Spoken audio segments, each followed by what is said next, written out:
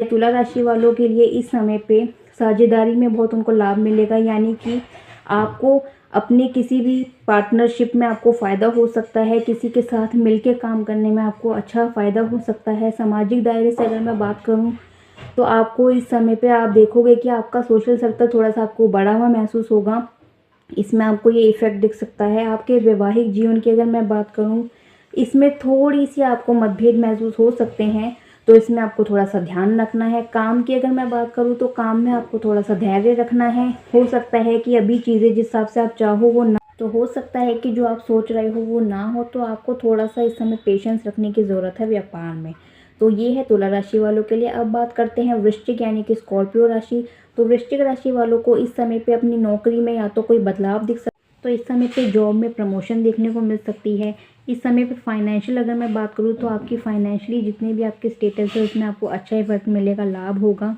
इस समय पे आपको ध्यान रखना है कि थोड़ा सा मानसिक तनाव हो सकता है, आपको अपनी हेल्थ का ध्यान रखना है। थोड़ा सा आपको ध्यान रखना है कि आपको मेंटली स्ट्रेस ना हो, तो इस चीज़ का आपको विशेष ध्यान करना है वृश्चिक राशि वालों को। अब बात करते हैं धनु राशि यानी सैजिटेरियस। धनु राशि वालों को इस समय पे अपनी एजुकेशन में, अपने लव रिलेशनशिप में और अपने बच्चों में यानी संतान में इस समय पे अच्छा इफेक्ट देखने को मिल सकता है। यानी कि जो स्टूडेंट्स हैं उनको अपनी एजुकेशन में अच्छा इफेक्ट देखने को मिलेगा, और जो लोग अपने लव रिलेशनशिप में हैं या फिर जो लोग चाहते हैं संतान के बारे में, तो उस समय पे उनको अच्छा लाभ इस समय पे मिल सकता है। आप जो चाह रहे हो, यानी कि आप इस समय पे इन चीज़ों में जो भी आप फैसले लोगे उसमें आपको थोड़ा ध्यान रखना है। कोई ऐसी स्थिति महसूस हो सकती है आपको भ्रम की, तो आपको फैसले लेने में थोड़ा ध्यान रखना है। कोई जोखिम आपको ना आए इसलिए आपको बचना है, इन चीज़ों का आपको ध्यान रखना है। यानी कि आपको अपने डिसीजन के लिए मेन आपको ध्यान रखना है। अब बात करते हैं मकर राशि यानी कि कैप्रिकॉर्न। मकर राशि वालों को इस समय पे जो भी भौतिक सुख सुविधाएं होती है उसमें वृद्धि देखने को मिलेगी। यानी कि जितनी भी मटेरियलिस्टिक चीज़ें होती हैं इनमें आपको वृद्धि मिलेगी देखने को। परिवार का आपको पूरा सहयोग मिलेगा इस समय पे। आपके काम की अगर मैं बात करूँ तो काम में आपको थोड़ा सा इस समय मेहनत ज़्यादा करनी पड़ेगी, और आपको अपनी माता के स्वास्थ्य का भी ध्यान रखना पड़ेगा। तो ध्यान बस आपको अपनी माता के स्वास्थ्य का रखना है, उनकी हेल्थ का रखना है। उनको कोई हेल्थ इशू हो सकता है तो उस चीज़ का आप ध्यान रखिए। अब बात करते हैं मीन राशि यानी कि पाइसेस।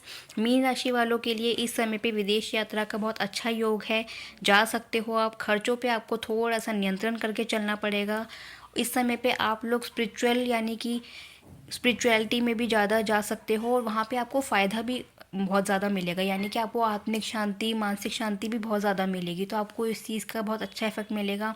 खर्चों पे आपको जैसे मैंने कहा नियंत्रण रखना है, थोड़ा ध्यान रखना है, ज़्यादा खर्चे हो सकते हैं। नींद की आपको इस समय पे कोई समस्या हो सकती है। मान लीजिए आपको नींद नहीं आ रही है तो नींद संबंधी समस्या आपको देखने को मिल सकती है। कानूनी मामलों में भी आपको थोड़ा सा ध्यान रखना है, किसी फालतू कानूनी दांव पेच में नहीं पड़ना है। तो इन बातों का आपको ध्यान रखना है मीन राशि वालों को। तो ये जो राहु है ये शतभिषा नक्षत्र में आया है। जैसे मैंने आपको बताया ये शतभिषा नक्षत्र ही राहु का ही होता है, तो ये इसी में आया है। और राहु अपने आप में ही बहुत ज़्यादा पावरफुल ग्रह है। राहु एक ऐसा ग्रह है जो आपको अचानक से चीज़ें देने का दम रखता है। यानी कि राहु एक ऐसा ग्रह है जो आपको फर्स्ट से अर्थ तक पहुंचा सकता है। तो राहु अचानक इफेक्ट डालता है। ये बात आप ध्यान रखिए कि राहु का जो भी इफेक्ट होता है वो बहुत सडन इफेक्ट होता है। यानी कि आप कभी भी कोई भी चीज़ें प्लान करके करोगे तो वो राहु नहीं देता है। राहु हमेशा ऐसी अनएक्सपेक्टेड चीज़ें देता है, क्योंकि राहु कुछ यूनिक करना पसंद करता है, कुछ अचानक। तो आप जो भी प्लान सोचोगे ना करने का कि ऐसा, तो वैसा नहीं होगा। राहु कुछ सडन ही करता है। तो ये है इसका मेन इफेक्ट सभी राशियों पे। और राहु क्या इफेक्ट डालता है ये मैंने आपको बता दिया। राहु का खुद का क्या गुण है, क्या एट्रीब्यूट है, ये भी मैंने आपको बता दिया। तो ये 12 राशियों में अपना नक्षत्र परिवर्तन करेगा और सभी अलग अलग राशियों में अपना अलग अलग इफेक्ट देगा। तो ये है एक बेसिक सी जानकारी जो सभी 12 राशि वालों के लिए है कि आपके लिए क्या शुभ है और आपको किन चीज़ों में थोड़ा सा बस ध्यान रखना है। तो ये है राहु का नक्षत्र परिवर्तन जो 23 नवंबर को होगा। तो सभी राशियों के बारे में मैंने बता दिया है, बेसिक सी जानकारी है ये, तो सब लोग आप अपनी देख सकते हो। आज का वीडियो इतना ही। मेरा वीडियो अच्छा लगे तो मेरे वीडियो को लाइक करिए, शेयर करिए, कमेंट करिए, सब्सक्राइब करिए। Bye bye.